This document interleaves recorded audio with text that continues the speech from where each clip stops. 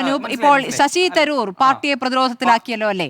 അത് മുതിർന്ന നേതാക്കൾക്ക് വരെ പ്രതികരിക്കേണ്ട സാഹചര്യം വന്നു. കെ സി വേണുഗോപാൽ അടക്കം പറഞ്ഞു BJP-യെ സുഖിപ്പിക്കുന്ന പ്രതികരണങ്ങൾ നടത്താൻ കോൺഗ്രസിൽ പ്രധാനപ്പെട്ട നേതാക്കൾ നിൽക്കരുത് എന്ന്.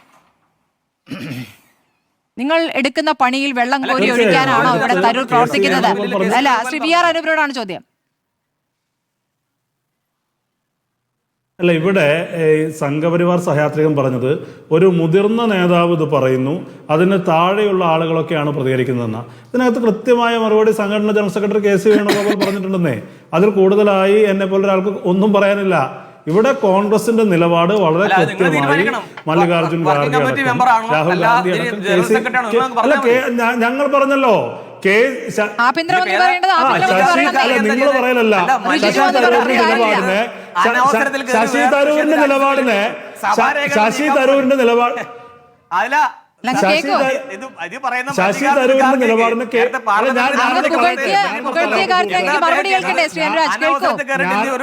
ഞാനൊന്ന്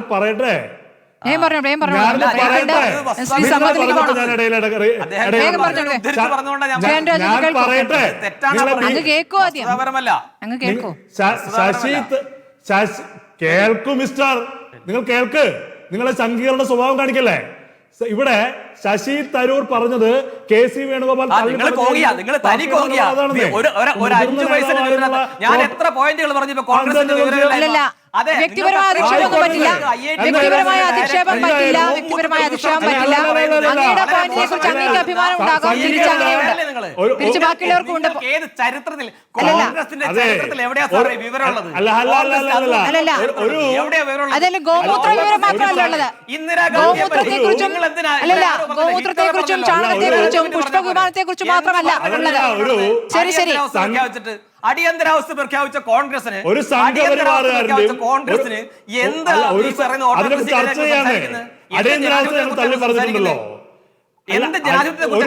നോക്കൂ, നമുക്ക് ഓണക്കാലമാണ്, വലിയ വലിയ വലിയ ബ്രേക്കുകളുണ്ട്. പ്ലീസ്, ഇങ്ങനെ എങ്ങനെയാ ശ്രീ സമ്പത്തിലേക്ക് പോകണം.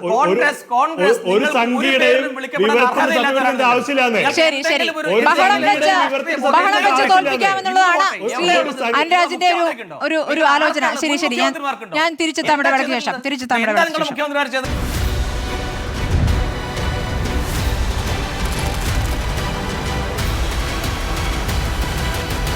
ഡിബേറ്റ് വിത്ത് സ്മൃതി പരുത്തിക്കാട്.